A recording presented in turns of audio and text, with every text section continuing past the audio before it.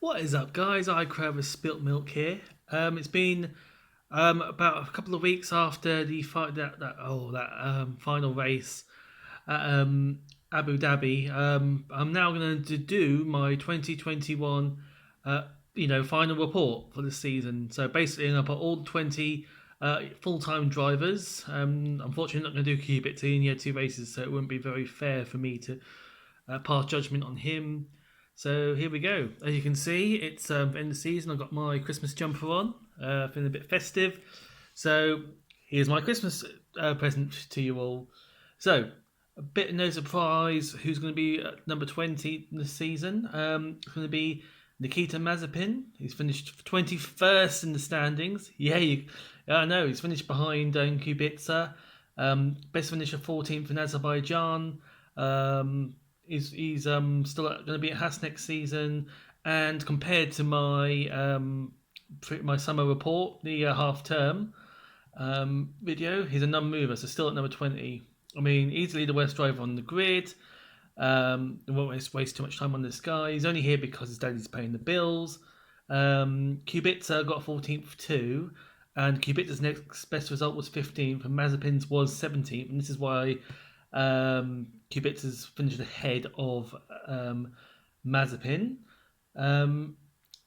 Most of the time he finished higher up is because of retirement some other drivers rather than overtakes. This is impressive because Kubica only entered about 10% of the races that Mazepin took part in. So just from two races, Kubica finished ahead of Mazepin, and I suppose it shows testament just how bad Mazepin is. In 19th place, it's going to be Mick Schumacher. He's down 3 compared to how I put him in the summer. So it's down from 16 to 19.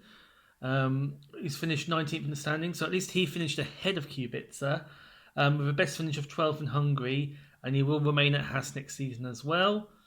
When you look at Schumacher's season, you have to draw comparisons between the 2019 season at Williams with Kubica and Russell pairing. I mean, all Schumacher can do with that car is beat Mazepin. As long as he does that, then that's all we can expect. He's had a few crashes this year, but history's anything to go by. Schumacher has always been better in the second season he's been in the series, so we can expect better from Schumacher next season. I hope so, because Haas have basically sacrificed the 2021 season for 2022, so we can only hope that that he'll do better. In 18th place, I have Nicolas Lesifie. So he's up 1 from the summer, last time out. He was 19th, now he's 18th, so he's moved up 1. He finished 17th in the standings with a best finish of 7th in Hungary. It's another sort of mess season for Nicolas Lesifie, but he was there to score points in races of attrition, unlike the Haas's, for example, and made the most improvement of performance of Williams mid-season before Williams slipped back towards the end of the season. Nicolas needs a really good 2022 to keep his drive, as Williams won't be needing his cash as much, although it's nice to have a little bit of extra income. No one's, that's always a good thing to have. Certainly, it'll be certainly good to see how he does against Albon. We've only had compared him against Russell. Russell was, as far as as far as we know, he's going to be a good driver. I reckon he's going to do well at Mercedes. He's well worthy of that drive. But nice to see how Latifi stacks up against Albon. I mean, we can find out the stock of both drivers, maybe how they compare to each other. We can see if Latifi's really worthy of that seat.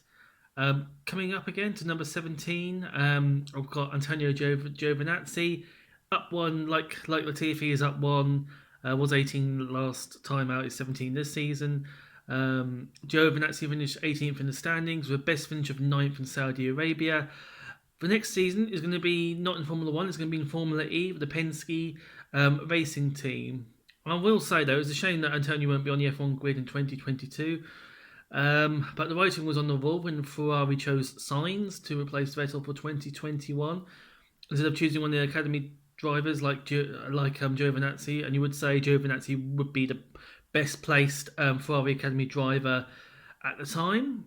If it wasn't judged to be good enough for Ferrari, then either Gio needs to up his game or look elsewhere, as he had to go for the latter option. Maybe we'll see Gio back in F1 if he can make waves in other categories, but don't hold your breath. That doesn't really happen. Um, we've had it in the past where, like Alex Zanardi, he went to NASCAR, sorry, not NASCAR, but kart in America. He raced in America and then he came back and he was still rubbish. So, it just maybe just doesn't gel with F1. Giovanazzi, however, did give Raikkonen a good run for his money, but Raikkonen finished ahead of Giovanazzi 10-8 in the head-to-head, where both drivers finished. I think Giovanazzi leaving F1 is the correct choice all around. It's just not working for Giovanazzi, which is very unfortunate, but for some drivers it just doesn't work. You have a brilliant, junior career, all the way up to F2 and all the rest of it, but just when you get to the big stage of it all, you're just not that good. You just can't do it. In 16th place, I've got the outgoing Kimi Raikkonen, up one from last time. So he's gone up from 17th to 16th. And of course, he finished 16th in the standings, and his best finish was a pair of eighths in Russia and Mexico. What will he do for 2022? As little as possible, I think. Well, actually, knowing Kimi, he'll probably do something extreme. Like, I know he likes the snowboarding and his rallying, so he'll probably do something exciting. Hopefully, we'll find out what it is. But I think we'll leave him alone for now. I can see why Kimi's got bored of F1 again. I'm sure that fighting with Williams over 8th place in the standings and I remember when he said when he joined back with Lotus, he said, "Why am I getting blue flags all the time?" But now he's getting blue flags all the time. And they are for him. We all miss Kimi. We all know that he's doing. We all know that he knows what he's doing. You can now have the drink and be left alone. There we go. Kimi bingo there. Kimi finished where he was expected ahead of the houses, Latifi and Giovanazzi. So an average season for Kimi and all the back market teams really. They basic back market teams did what we thought they would do. In 15th place, I've got Sebastian Vettel. He's down 4, so he's had he was really nosedived at the compared to the summer. He was 11th, now he's gone down to 15th. Vettel finished 12th in the standings, best finish of second in Azerbaijan. Some people also say second in Hungary, but of course he was disqualified. But for 2022, he will remain with Aston Martin. When I did this video, did the research, I was compiling my list. It slipped under my radar that Stroll actually beat Vettel 10-7 in the race finishing position. So basically, Stroll finished 10. At 17 races they finished, 10 of those Stroll finished as the better driver. So just on that fact alone, Vettel's had a poor season, and this is why I put him so low and below Stroll. As I said before, it wasn't all his fault when he was disqualified for second in Hungary. If he got that, he probably would have finished, at least be a bit more respectable compared to Stroll. Maybe Vettel has peaked in F1, is now on the decline, but I think we need to see after 2022 before we can write Vettel off.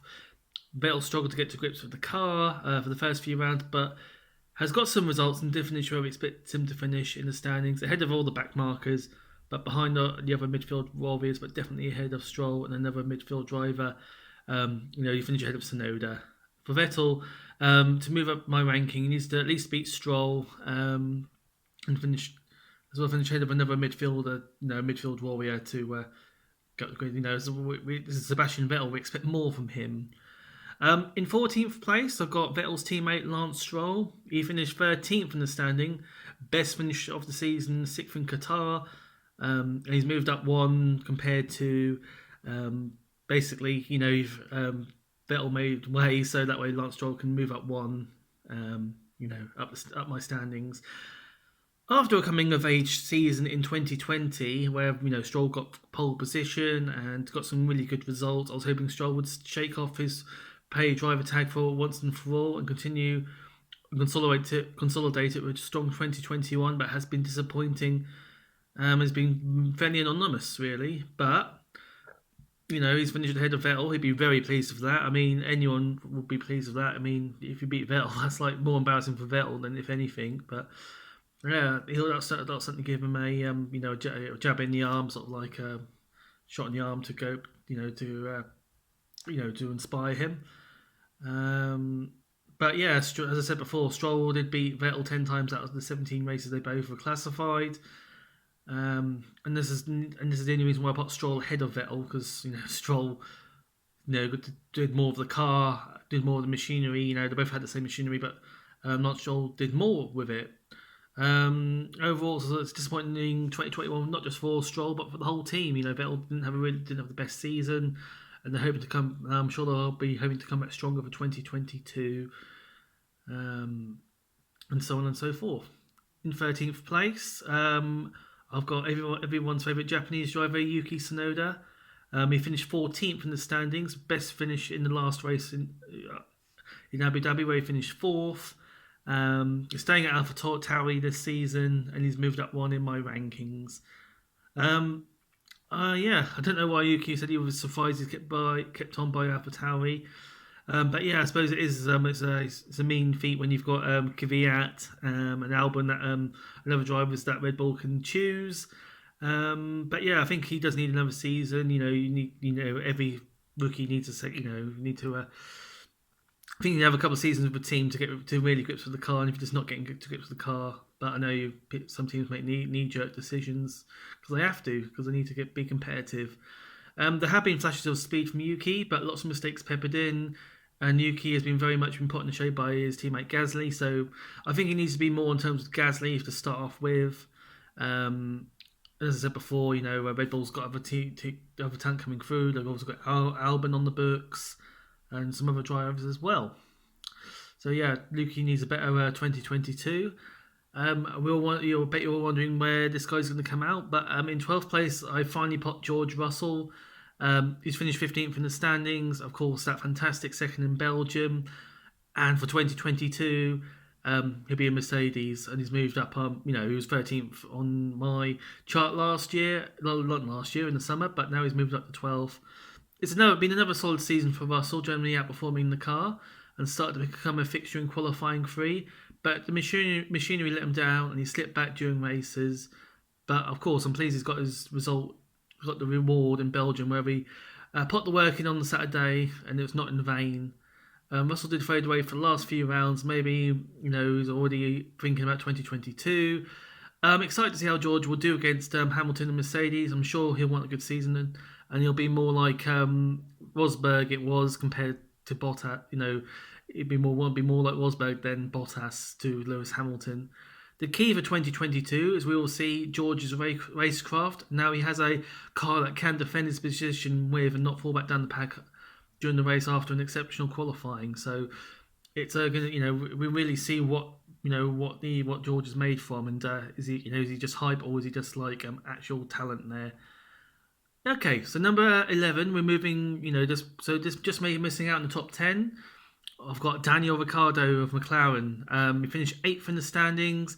He got that win in Italy, of course, and he finished in his up one compared to where I put him in the summer, which is quite surprising because I wrote up now, so I'm going to tell you now. I've got some notes here, so. As you can see while I'm looking over there. So both McLarens, particularly Ricardo, were non-existent in the closing rounds of the season. However, Norris did get a few punctures, why Norris was down the order. Ricciardo also had a slow start to the season, while Norris was flying high, sitting third in the standings. An impressive feat if you're not, that's an impressive feat if not driving one of the two best cars in the field. Because Norris got so much more out of the machinery, and this is why Ricardo is surprisingly low on my list, like Gasly. Norris got so much more in the AlphaTauri compared to Sonoda. The win in Monza could have been argued as fortunate, seeing as Verstappen and Hamilton took each other out, and I think Norris should have took the win as he was having the better season. Believe it or not, Monza was the only time Ricardo actually visited the podium in 2021. Norris visited it 4 times in total. One of those times was at Monza as the 1-2. That's impressive. Ricciardo would be disappointed with his debut season with McLaren, having perhaps the 3rd or 4th best car on the grid. But remember, Norris has had time to get used to the car, so we do need to give Bobby Rick another season before we can pass a fair judgment. I'm sure of a little improvement. Bobby Rick will break into my top 10 for sure next season. And now we move into the top 10. So in 10th place, I have Esteban Ocon. He finished 11th in the standings. Of course, getting that win in Hungary, but down two on compared to where bottom in the summer. It was 8th, now he's 10th. So the Alpines were closely matched in 2022, with Alonso edging out in the standings, beating Ocon, although it finished 99 in the head-to-head battle. Both drivers finished at the podium once. So that's another reason why they're both very evenly matched. Ocon did get the win in Hungary, but that was just because of Alonso. The heroics of Alonso slowing down Hamilton. I'm sure the Alonso defence will go down in F1 folklore. It's very hard to separate Ocon and Alonso, and I did think at the beginning of the season it would be very close between the Alpines. But I have put Ocon behind Alonso, as both had excellent seasons, but Alonso scored more over the 22 rounds, even though Ocon got the win. So staying in the race is key. Ocon had 3 retirements compared to the 2 made by Alonso. If Ocon got a point finish instead of that retirement, he could have finished ahead of Alonso, both in the standings and thus on my list. In 9th place, I have Fernando Alonso, finishing 10th in the standings. He got that 3rd in Qatar. There's going to be an Alpine again next season, and he's up one. So pretty much Ocon and Alonso pretty much swapped places. Fernando's had a brilliant comeback season, finishing 2nd in the mid-table battle behind Gasly, between the Alpines, Alpha Tauris and Alpha Martin. So yeah, the mid-table battle between the Alpines, Alpha Tauris and Aston Martins. I guess having your team name first alphabetically must be important. I mean, they all begin with A's. A few years ago, I remember it was Ferrari who was first alphabetically. Alonso has done very well playing the team game in Hungary, as well as grabbing the glory for himself by grabbing that podium in Qatar. But it was due to grid penalties, elevating Alonso up to start on the starting grid to 3rd, where he stayed, throwing caution to the wind on his tyres, compared to Gasly, who should have kept 2nd place, but Gasly ultimately finished 11th. So Alonso had the better strategy and kept his 3rd place. It was a very solid return year for Alonso, but 2022, this is why Alonso's back in F1, is hoping to, Alpine, given the drive, that will get him another World Championship maybe, or some more success, more competitive car. So in 8th place, might be a bit of a surprise, but I put Valtteri Bottas. He finished 3rd in the standings. Of course, he got the win in Turkey. But for 2022, he'll be out at Alfa Romeo, replacing the retiring Kimi Raikkonen. And compared to in the summer, he's in down 3 places. So moving into the top 8 here, it's been very hard to decide the top 8 with both Mercedes, Red Bulls, and Ferraris, along with Norris and Gasly left to choose from. I think I'm being harsh to Bottas, but I feel compared to everyone else, that everyone else got more out of their car. Again, comparing him to 2020, I'm disappointed that Bottas finished closer to the driver behind him in the standings compared to the driver ahead of him. In both cases, that was Hamilton. I think now is the time to replace Bottas. Mercedes do need a driver who's closer to Hamilton. Now that Red Bull have got Perez, who is closer to Verstappen, they need someone like Russell to be closer to Hamilton. So hopefully they can help. The second Mercedes driver can help out Hamilton more. And again, going back to the Sakir Grand Prix of 2020, Russell completely obliterated Bottas, and this was the first time Russell raced in a Mercedes, and he even had to drive in a weird way, not to block the airbox as it's so tall.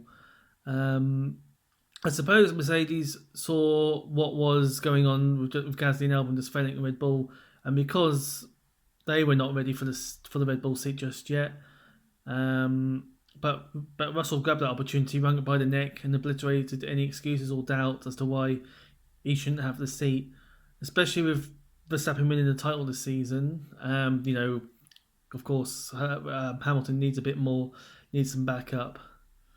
So as I said before, as I was going to say many times, classic example, Abu Dhabi, Perez held up Hamilton so Hamilton couldn't build a pit stop. And then, Hamilton couldn't, because Hamilton didn't have the room, he couldn't stop for tyres.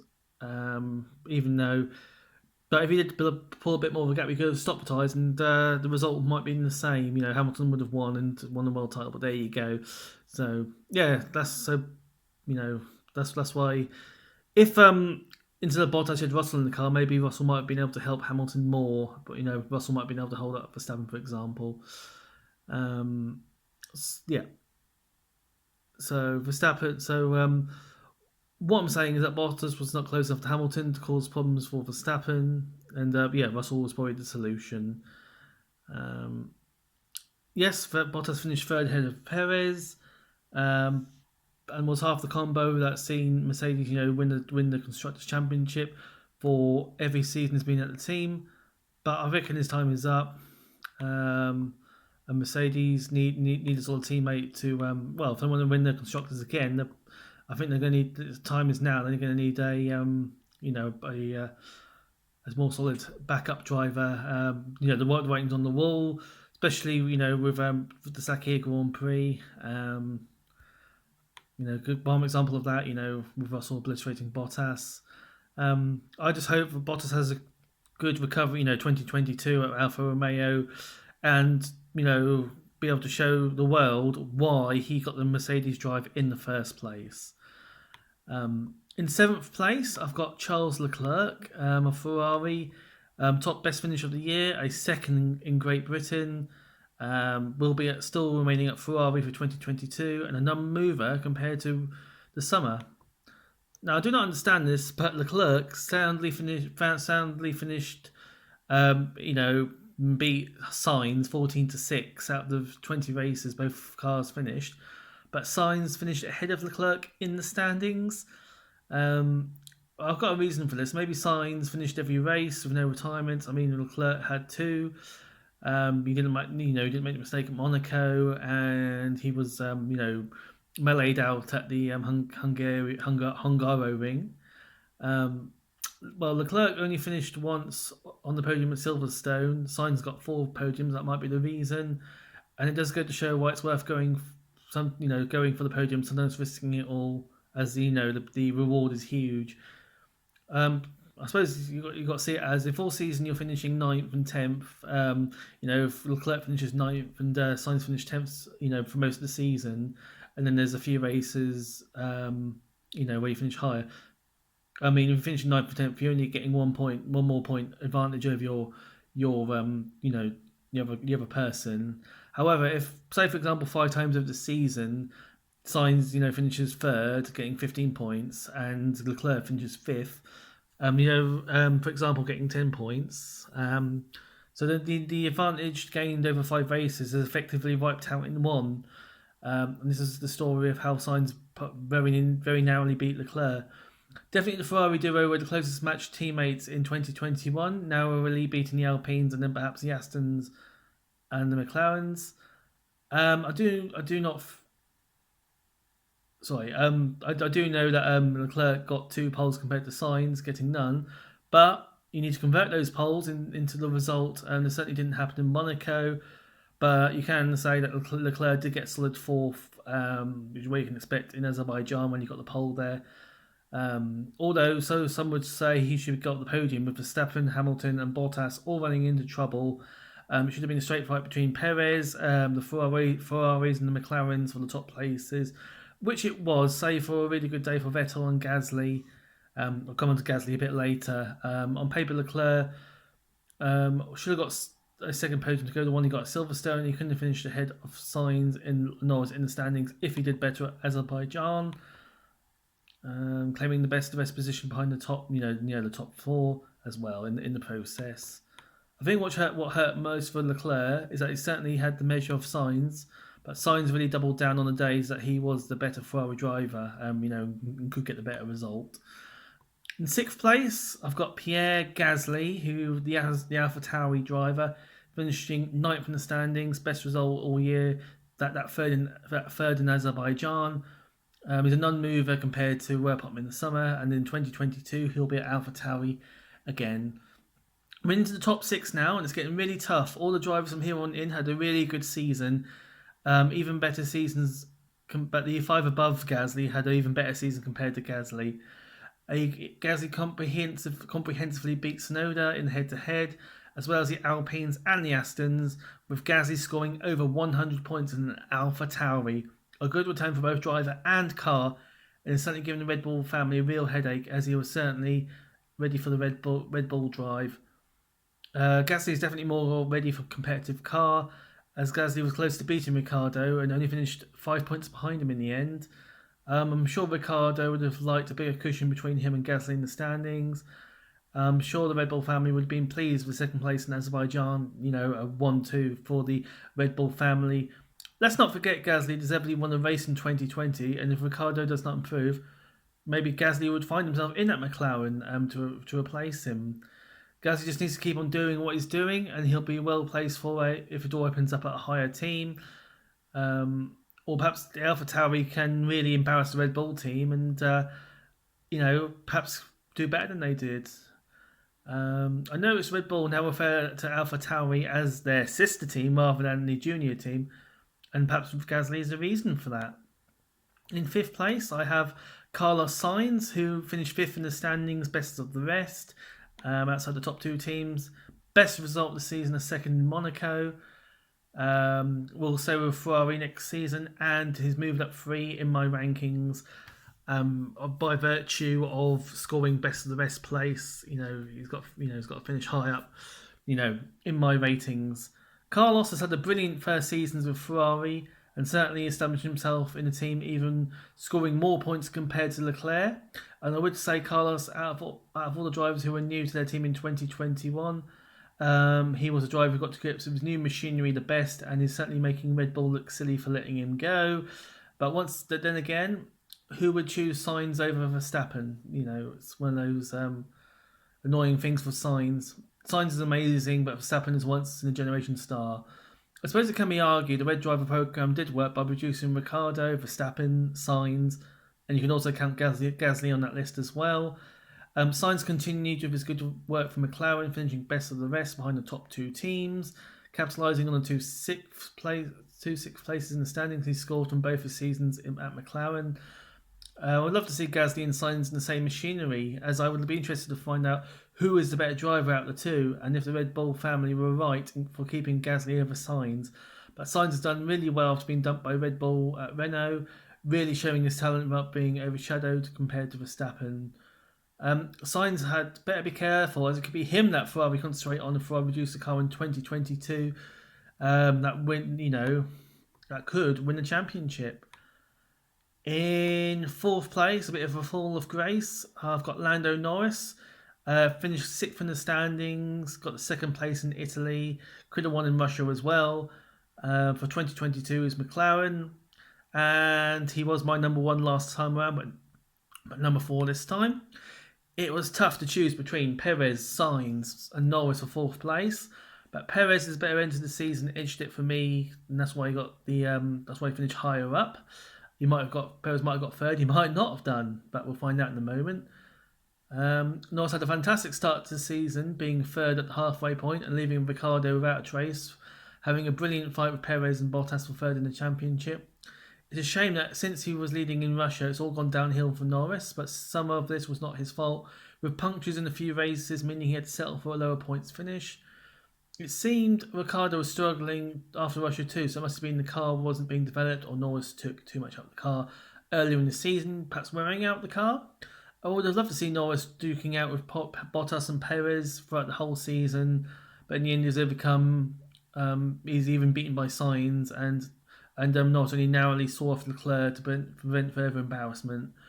Norris needs a better end to the season. Maybe McLaren diverted their attention to the 2022 car after Norris got off to a brilliant start to the season. But as they say, if you're not moving forward and keep developing the car in F1, you just go backwards. I look forward to seeing how the Ferraris and McLaren battle continues in 2022, just as gripping as the Red Bull Mercedes battle. So in third place, I threw you a red herring. Sergio Perez did finish 3rd. He finished 4th in the standings. He got that win in Azerbaijan. For 2022, he was going to stay at Red Bull, and he's moved up 1 compared to where he finished in the summer on my list.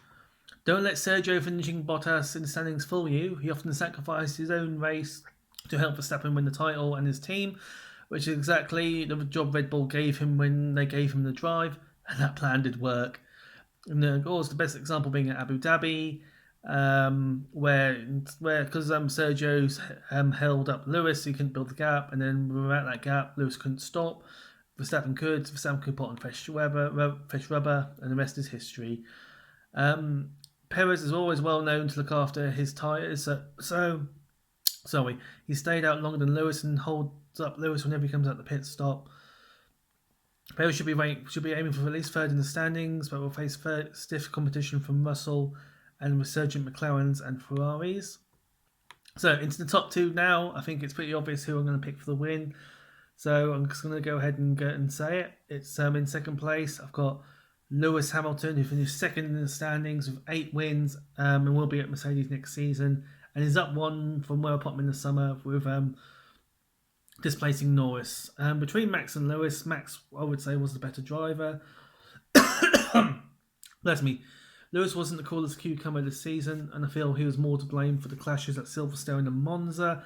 But if I was the steward, I would have marked both of racing incidents. But if I had a gun to my head, someone said you got to pick between the two, who's more to blame? I would say Lewis was more to blame. I believe Lewis got lucky with a few decisions that kept him in the title fight as long as it did. One can argue Max should have won the title sooner if both Max and Lewis had no retirements all season. Max surely would have scored some sort of points for Silverstone, for example, if he didn't retire. We'll have half the car at Hungary as well. I think Lewis will be even more determined to in 2022 he's going to go up to another level, I reckon, to prove out once and for all he is the best of all time. And in first place, I'm not going to drag it out, it's Max Verstappen, the Red Bull driver who's got 10 wins this season and he's moved up one compared to where I put him last time out. For me, Max was the best driver across the season, even after ceding position in the first race. He knew he was going to win. He was going to lose that race, but he was going to win the war. A deserving champion. I'm sure everyone said it was a matter of when rather than if Max Verstappen was going to win the title. And the fact that he broke Hamilton's dominance makes it even more satisfying. But again, I feel that if Max had the luck, he would have sealed the title sooner. Max will want to dominate and put a rubber stamp onto this next season to show that he is better than Lewis and he can start his own dynasty and perhaps even beat both Michael Schumacher and Lewis Hamilton. Who knows what will happen in 2022? Well, that was my top 20 for 2021. What would your top 20 look like? Let me know in the comments. Thanks for watching and please like and subscribe and all that good stuff. Thank you.